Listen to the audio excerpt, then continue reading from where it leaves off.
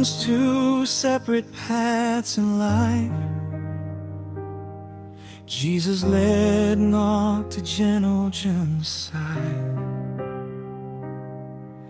From Fung village under sun and wind, two hearts now walk one loving road.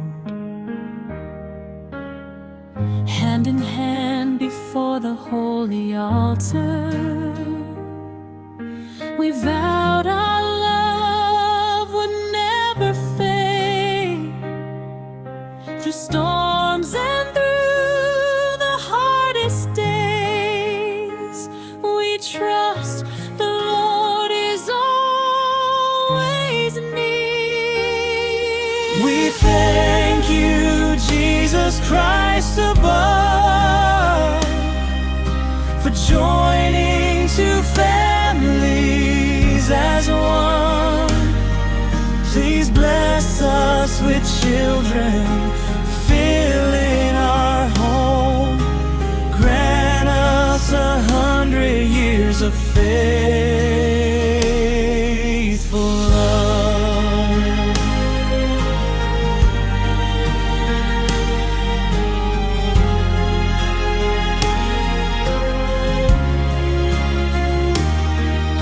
Every morning, laughter of children rings.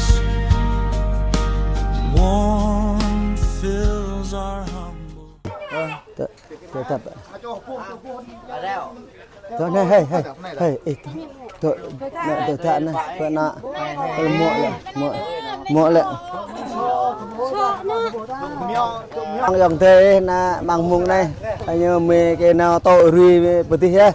để ta lệ là mà rút ạ. Chào ạ. Rí sang năm đi. Tập. Vườn lo mang lệ na gom pre hem ti tôi không cạ col lệ vườn tua cái nè mang hai đầm pre một kiêng lía rạ nè mang con nè thì na to rùi rùa như lệ to nạ to hồ ta như vợ sang rùi như tí là ta lệ bị vàng ta là ta lệ mang mùng này ta hắc ạc làm biết bị vàng Việt Nam dòng tê nên bị vàng ta mang mùng này ta tầm neo hẹp mình tội này thế này nó mình là to nạ tao mì không rùi mì thế này thế dựa thế bằng họa như thế này này na tầm neo này tầm nào chuyên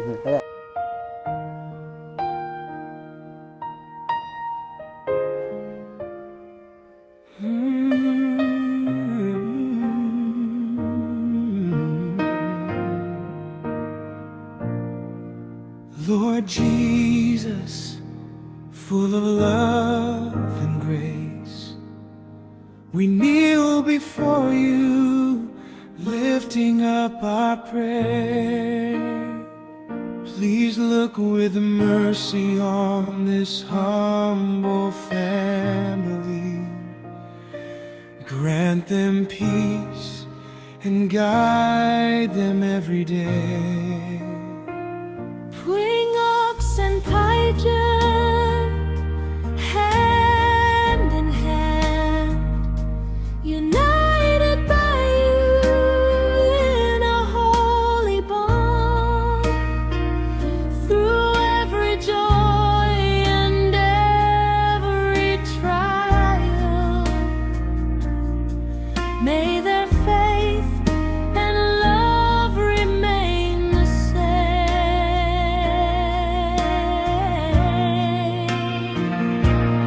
Lord Jesus, please grant your blessings. Give pouring off and Pagan peace, a lifetime of happiness, hearts forever true, a loving family, strong and lasting always.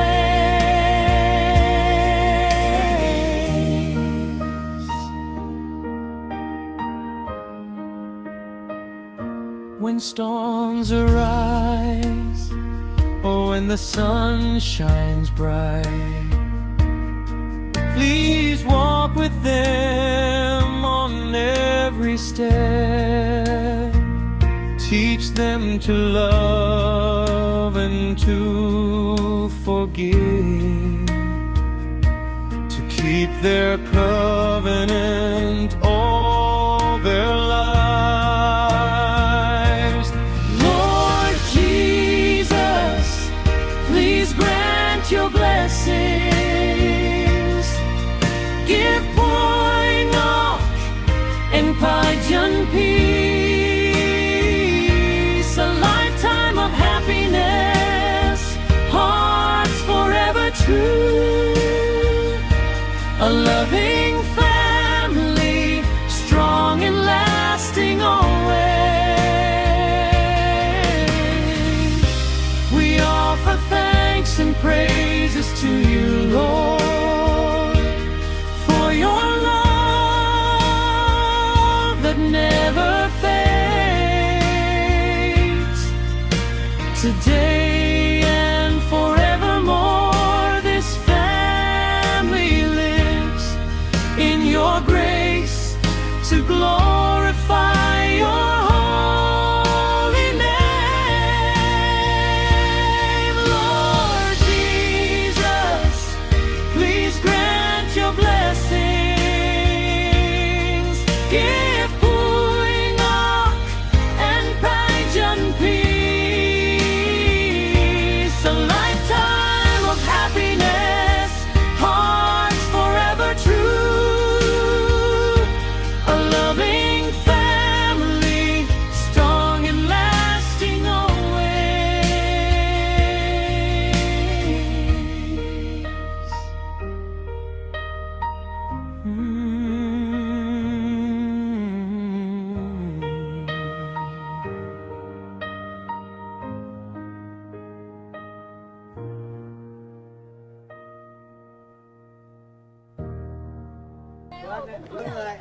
Tự gì nên là gì mẹ cái anh gì quần vườn nó tốt nữa cái anh đi sàng nó là như hết nè này mà không biết tôi cái sang nó lên ta lên vương lo này cái mình nằm trong thế ở lại như ơi như lên này bà đây tôi cái sang nọ như là để tôi rồi cái như này bộ khắp rồi cái này khắp tôi cái này như mẹ chị điไปsang á dạ cái anh thôi đi mẹ cái anh bữa này này đi mẹ nó pin sang Lấy cái mã lại khiến ơ thì tốt này đặc biệt là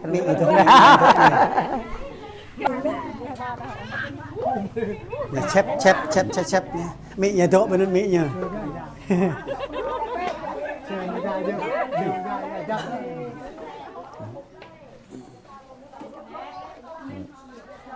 đây là tụi bên này em biết coi như mà cái cây tụi cái nên tài tụi cái này mà cái đặc cây mất ra không biết tại một trăm này ta đặc cây tụi cả đặc cây mất ra bên này lại mất ra này gần cô sang thế một che thế mạ lệ gia nó biết thời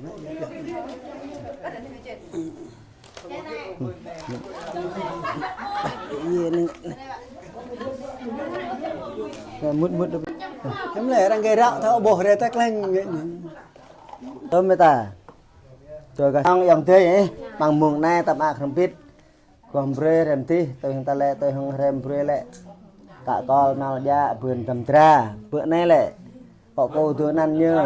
tha như để tôi nà tao lâu ta ya mun pro cho lệ sắt cái nào đằng lệ bia mạ như ta lệ là mang mùng này để khúc tôi sang phang tôi thinh thêm bậc măng sang rồi cái này để tôi hết lệ cậu ra tụ coi cậu ma cậu นี่ ตัวนี่จะปุ่มลงด้วย อันเนี้ยตามะนี่อันนี้ก็เหมาะนั่นแหละตาตะญาอยู่ความเพื่อเต็มที่ใกล้ขับแจ้งนี่แหละตาแหละมังใกล้ขับแจ้งอยู่ใต้แนอยู่ตาเบาะนั่นกะเท่าทำปลาแต่หลายเบื้อเรนแน่อยู่ในโต๊ะหรือไกลอยู่ฝ่ายอยู่เม็ดน้องอย่างเตตามังเรนนี่ตาแต่ตามอาคมพิษมังมุงแน่แต่แหละแหละนี่อยู่มาอย่างแหละกี่ในโต๊ะแล้วแหละ như tại lại hay bằng họa nạ bạ mấy trình mới tốt nó nạ tàu mới không đi ra sáng nọ ta nó bằng họa trong tấm bút bằng thế này đột này mẹ mà cái này rồi cái lệ là với cái nhiều bữa thăm mà bro nó nhiều nằng ba lại ba to ba cái lệ thăm mà bro ô như để tô để cái bên này lại bằng thế này ác đi ra như bằng thế này á giờ cái quan tâm bơi hay tâm thì nó ắt na tập lệ nên ta lệ máu mình chừng tổ nào tao lầu ta bữa nay từng lên nên trang bia mạ lại dạ bơi đen gì mà có vô chặt ba bạn nào to bây giờ lại sang cá háo nhiều cái này nào cả đặt cái tàu ba nào có đặt mây còn lại nếu đội pep thì lại tìm cho mệt nóng dòng tê ta lại thị ta là cơ nè ta lại thâu cầm đi ra kì nên nhất là chất nãy chỉ để ta nên là na thai lệ nên quả tâm bơi thì mà bòn nó tốt cái lệ tao ta lệ na dòng na tê ta na play tài na play này play đi lên tao ta lên đi lúc thâu cần cao na đây gần nè thâu cần cái sang rui ha bây giờ lại thâu cần cái rui này để cho nhiều mấy à thì ta là coi này cần cao nơi đây nơi chỉ nung thâu gật thâu coi nè tao ta lệ dựa sao là nè tôi cái này kia để nó bứt bỏ đi đuổi lấy hắm lệ giờ cái mẹ căng mẹ khắp ấy vậy mẹ nó to ghi là khúc tờ sang phang tờ riêng lên phi phùng vang mẹ nóng dòng tê nó to nên nhớ ta ni ở đây ni cái mẹ nên cặp cái gì lại cái bơ thau mà xào rui đấy một món ta nè ba tụi sạc là yom mình lúc nào có này ở đây người ta tu bây giờ lắp ở đây ô có ở đây nhà bà mình lúc nào chúng ta này đi raนี่ก็ยังเตนี่ก็ไอ้ยะอะไรโตจูไม่ทางไอ้ใดโตไปนี่มึงไอ้ใดโตเป็นปีตาหมอกเลยเราแบบนี้รับปีตาจิมาเพราะก็จากตรงนี้เบี้ยมีกี่บาทจับยาเบี้ยยิ่มbên bạn đi mà đấy này nên là giờ cái là nè cái biết chất nên mà lẽ nó pla răng bapa ta bột thau ta pla ta nên na như bột thau ta lên nên càng cái ni cái đấyอย่างนี้อย่างเงี้ยตัวจักปร่องเลยนั่นอย่างนี้แหละแต่มอเลย này rồi mò nãy cái ôm đi nè bạn nào cái nam mới hạt cá hết này nãy với nhà mam á cái im mà cái ở trong cái bột mà rút tới trái trên hồ là vì nó đang tại này nhau nó nì rui ấy tôi cái hèm lại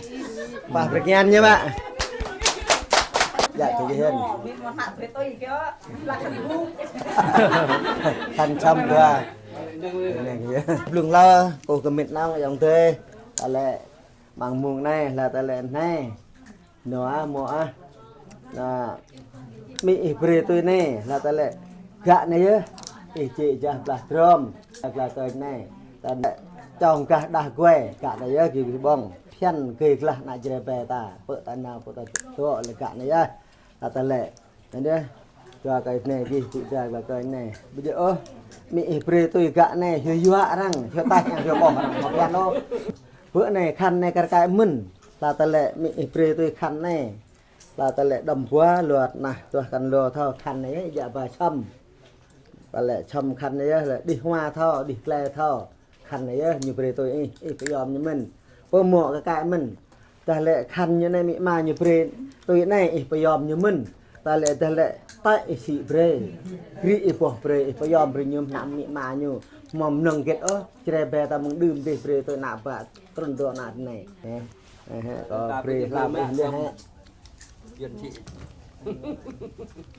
hạn này thì về mông nhìn nào đồi về đặt pha tên ăn thì về tòng rắc lao lại này về tới nước rồi ta lấy là gạ này cái mì gran như dạ này là ta làm món mà người ta lệ ra nhâm thở cái thở ấy ta mừng gần nào ấy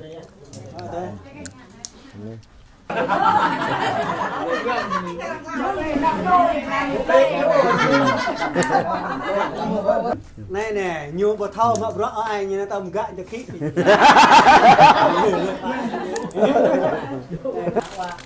mà sẽ kỳ kìa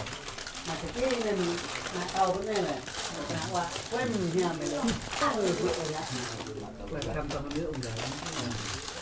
lại dạ lại chết này lại hẹp này lại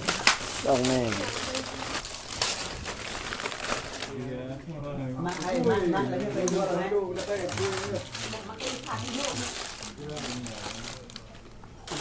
là những hoa à không biết mình lại nên phải bút hoa lại ta chế này hoặc mình hoa nhà nhung của thọ bên có của thọ là nhung của thọ yang Christ giờ bây giờ bên gần nhé có cái phao bên xa tua nữa nè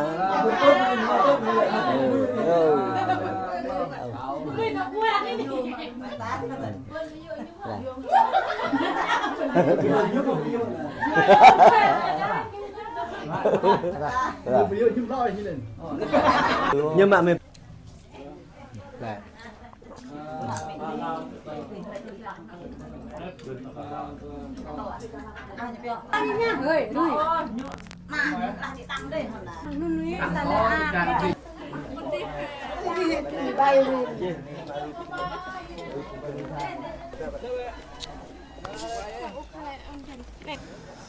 nè dạ là thứ này là múa thứ này Còn cái phần rèn này. chưa lại ơi bên uống bà đấy bạn cô sang ya đoạn này mình bịa một sang nhé chỉ vượt lẹ po na sang cái đập mây đi sang bộ phạ thì hết hàng muỗng này ta chấp về ta tầm nhau tầm nào tầm nhau Không, một lần.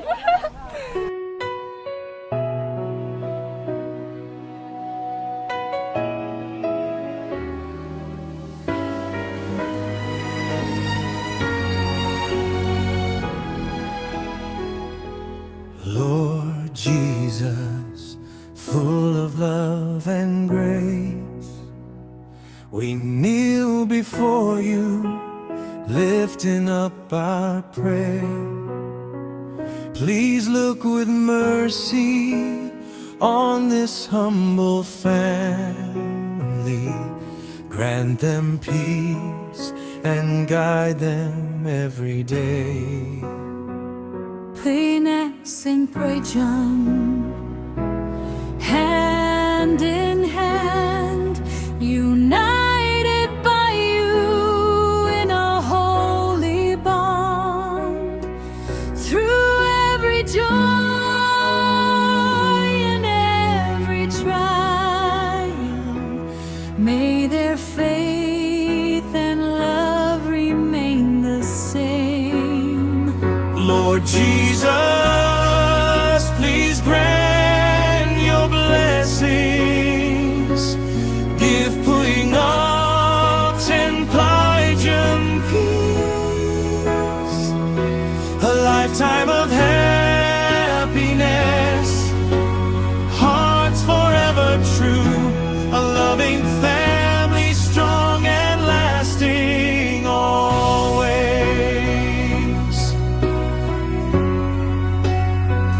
When storms arise, or when the sun shines bright,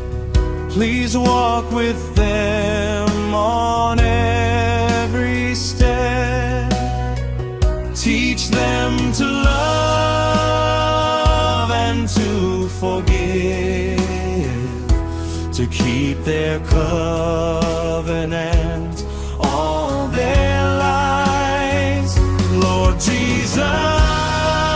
please grant your blessings. Give playing ox and pigeon peace, a lifetime of happiness, hearts forever true, a loving family strong and lasting always.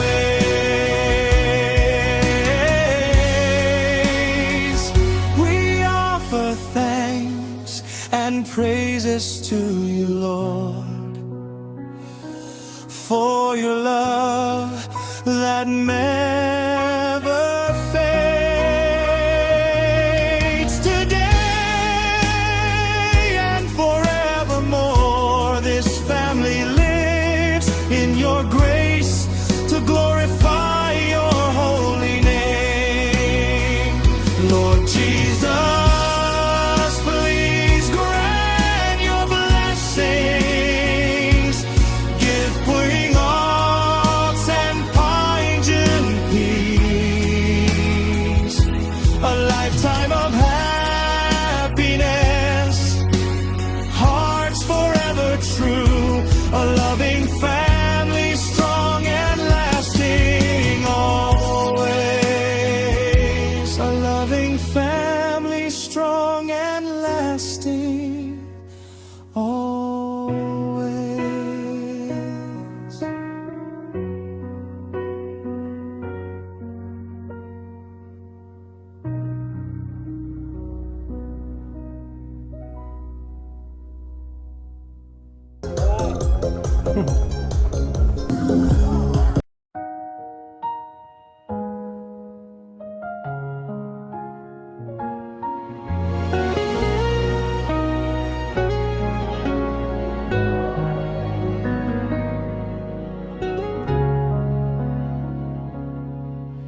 Today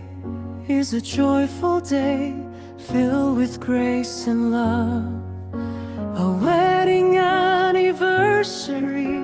shining in faith. Queuing Ox and Bajun walk hand in hand, sharing one path, sharing one home. Through the passing years, though many changes came, in joy and sorrow, they still stand together. The love God has given is faithful and enduring, binding two hearts that never fade. Lord Jesus, please grant your peace and blessings. Give Puing Ox and Pine love and peace, 100 years of happiness, hearts forever true, a loving family, complete and whole forever. When life brings storms or moments of calm, please stay with them and guide their way. Teach husband and wife to love and forgive, to live in faithfulness all their lives. Lord Jesus,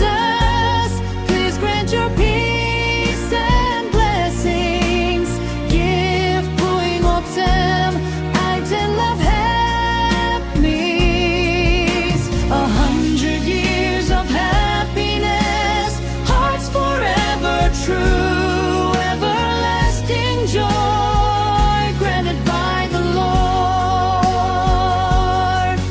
With all our hearts, we lift our thanks to God for His love that surrounds this family. Today, tomorrow, and forevermore, living in His blessings, glorifying His holy name.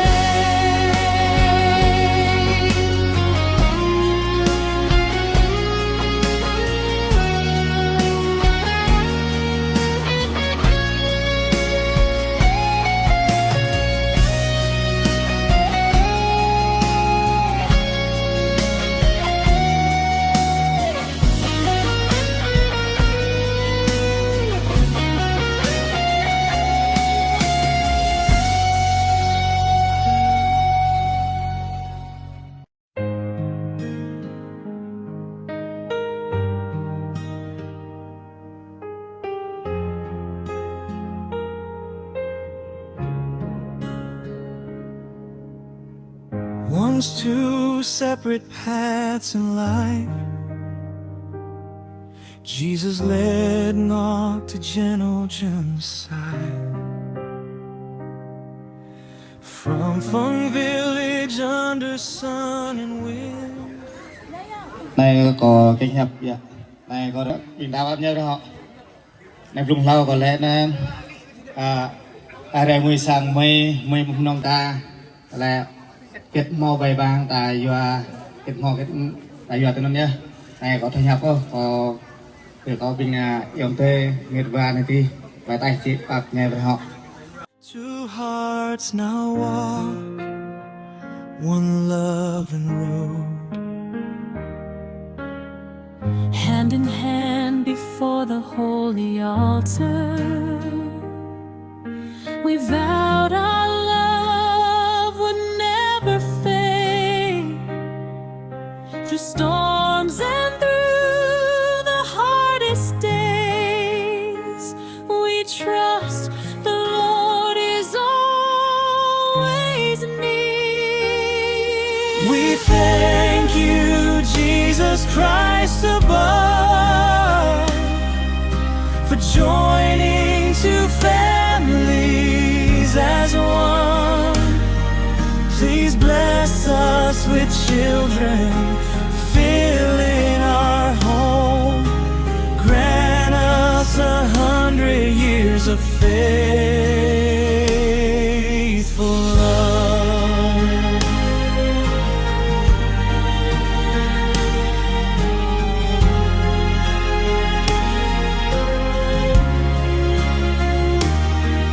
Every morning, laughter of children rings.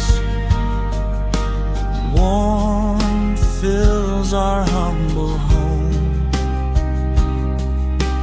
Parents teach their children through prayer to live in love, kindness, and truth. We thank you, Jesus Christ above, protect Mark and John all their lives. Though time may silver our hair,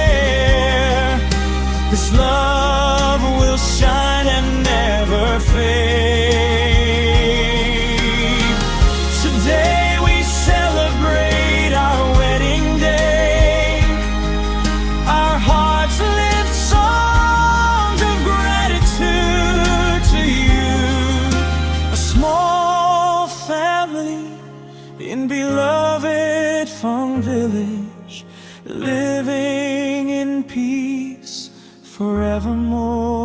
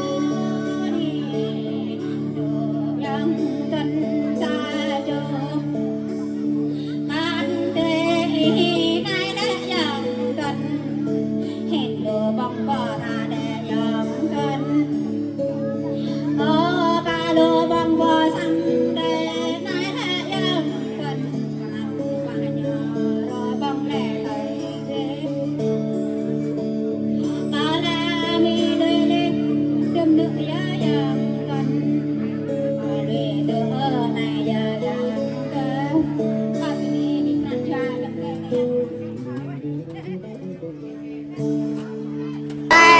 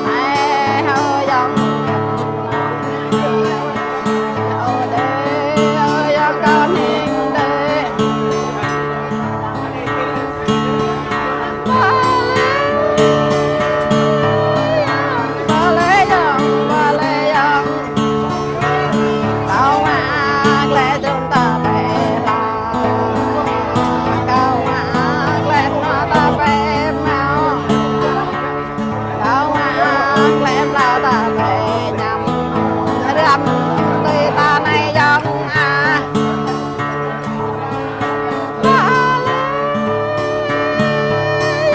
ba lê dòng cao bát làm chữ lắc cơ chim thương tô lắc cơ chim ta đưa năm cho